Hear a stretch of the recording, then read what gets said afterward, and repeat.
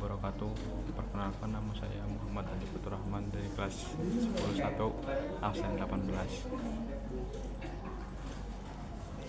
Kali ini saya akan mempresentasikan tentang sejarah komputer. Anggota kelompok yang pertama, saya sendiri Muhammad Ali Fatur Rahman absen 18. Yang kedua ada Kais Arda Kumara absen 25. Dan yang ketiga Tejo Chandra absen 33. Apa itu komputer? Komputer pada dasarnya adalah seperangkat benda yang digunakan sebagai alat bantu menyelesaikan berbagai pekerjaan. Komputer adalah mesin yang dapat melakukan operasi matematika atau operasi logika dengan cepat dan otomatis. Pada masa sekarang, komputer dipahami sebagai perangkat elektronik digital yang melakukan tugas di bawah serangkaian instruksi yang disebut program. Penemu komputer. Dari sekian banyak nama, Charles Babbage bisa dibilang merupakan sosok yang paling berkontribusi atas kehadiran komputer. Sebab pada 1822 silam, ia menciptakan suatu mesin yang bisa menjalankan operasi perhitungan aritmetika. Metode ini lantas menjadi dasar dari pengembangan komputer yang kita kenal hingga saat ini. Sejarah perkembangan. Sejarah komputer secara garis besar dipisahkan menjadi dua era, yaitu era sebelum tahun 1940 dan sesudah 1940. Sebelum 1940, komputer hanya berfungsi sebagai kalkulator. Sedangkan setelah 1940, komputer sudah melewati 5 kali perubahan dan masih terus berkembang. Sebelum tahun 1940, komputer hanya berfungsi sebagai alat hitung pertama. Sekitar 5.000 tahun yang lalu dibuat abacus yang berasal dari Mesir, kemudian dibawa ke Cina dan dikenal dengan nama Cipoa atau Sempoa atau Swipoa. Sebelum tahun 1940, kemudian muncul kalkulator roda nomor 1 pada 1642 yang ditemukan Blaise Pascal saat berusia 18 tahun. Bentuknya yaitu memiliki 8 roda bergerigi yang bisa menjumlahkan angka sampai 8 digit. Sebelum tahun 1940, kemudian tahun 1694, seorang matematikawan dan filosof Jerman Gottfried Wilhelm von Leibniz 1646 sampai 1716 masih menggunakan roda gerigi milik Pascal. Dia juga memperbaiki mesin hingga dapat mengalihkan angka. Charles Xavier Thomas de Colmar lalu menemukan mesin yang dapat melakukan 4 fungsi aritmatik dasar, yaitu kalkulator mekanik atau aritmometer. Alat ini masih digunakan hingga masa Perang Dunia I.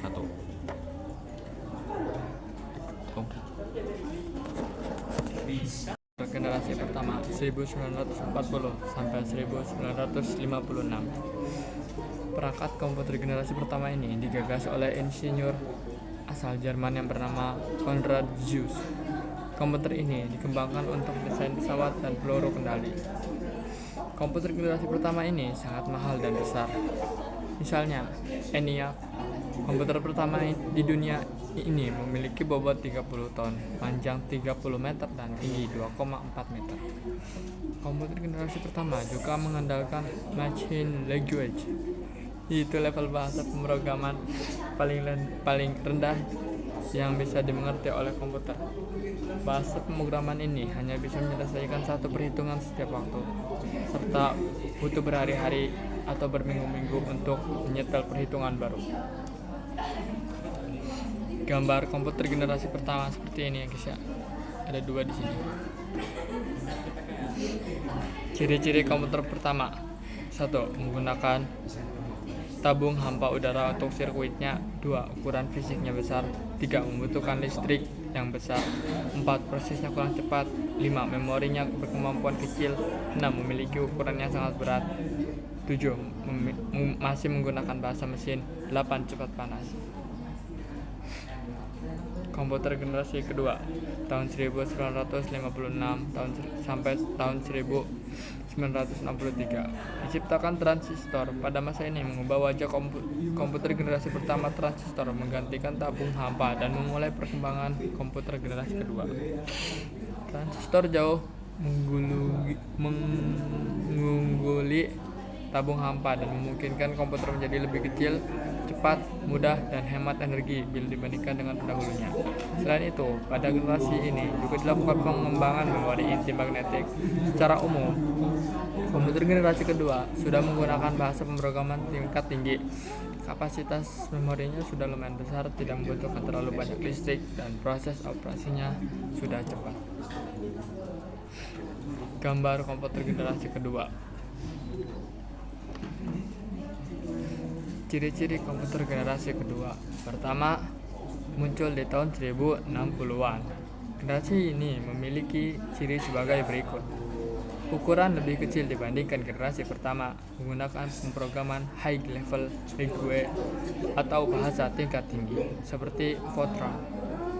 Simpanan luar menggunakan magnetic disk dan magnetic tape berbentuk removable disk. Komputer generasi ketiga 1964 sampai 1971. Pengembangan IC atau Integrated Circuit menjadi penanda komputer generasi ketiga. Dalam pemakaian komputer generasi kedua, transistor membuat komputer menjadi lebih cepat panas. Hal ini menyebabkan komputer generasi kedua mulai ditinggalkan.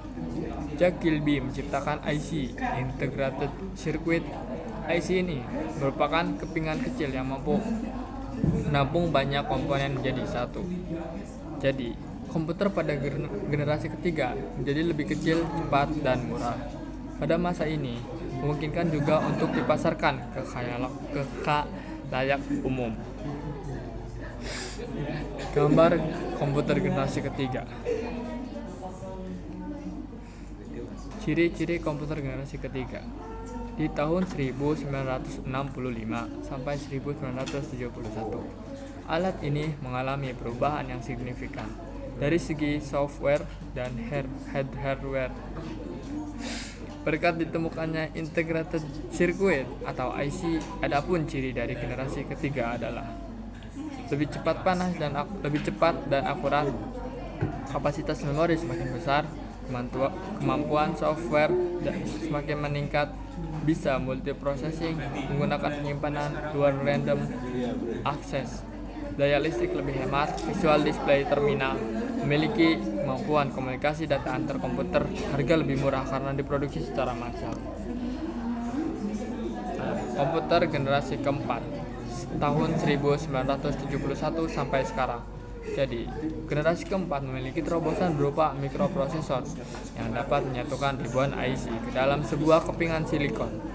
Kalau komputer generasi pertama yang besarnya bisa menempati seluruh ruangan, nah komputer generasi keempat ini sudah dapat digenggam oleh manusia loh. Cut dulu. Masa ini mulai muncul juga laptop yang dapat dibawa kemana-mana. Seiringnya waktu, mereka pun dapat dihubungkan dalam sebuah jaringan yang kemudian menjadi awal perkembangan internet loh guys. Komputer generasi keempat 1971 sampai sekarang. Hah? Ini udah beli. Gambar komputer generasi keempat. Ini guys contohnya gambar komputer generasi keempat. Lanjut. Ciri-ciri komputer generasi keempat. Nah, perangkat lunak yang sangat populer pada kala itu adalah program word processing dan spreadsheet. Contoh komputer generasi keempat yaitu laptop. Ciri-ciri komputer generasi keempat adalah menggunakan LSI, menggunakan mikroprosesor, dipasarkan pada sektor perorangan.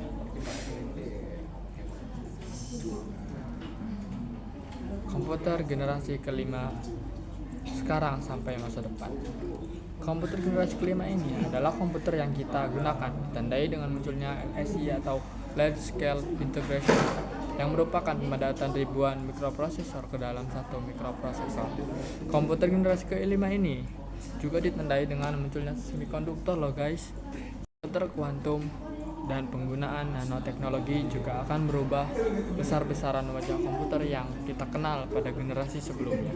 Tujuan dari komputer generasi kelima adalah mengembangkan komputer yang dapat merespon suara bahasa dan dapat belajar secara sadar. Gambar komputer generasi kelima ini guys ya contohnya. Ciri-ciri komputer generasi kelima. Informasi komputer generasi kelima. Komputer generasi kelima sudah mengalami perkembangan teknologi yang jauh lebih pesat. Komputer pada generasi kelima telah menggunakan mikroprosesor berteknologi ULSI. Salah satu karakteristik dari komputer generasi kelima adalah Artificial Intelligence atau AI. AI ini dibuat sebagai kemampuan sistem untuk menafsirkan data eksternal dengan benar. Umumnya, sistem seperti ini dianggap sama dengan komputer. Kecerdasan yang diciptakan dimasukkan ke dalam sebuah mesin komputer supaya bisa melakukan pekerjaan layaknya manusia. Ciri-ciri komputer generasi kelima yaitu komponen dasar menggunakan ULSI, pengembangan AI, dan mulai mengembangkan komputer yang dapat menggantikan chip. Terima kasih untuk yang mendengarkan. Kurang lebihnya mohon maaf. Wassalamualaikum warahmatullahi wabarakatuh.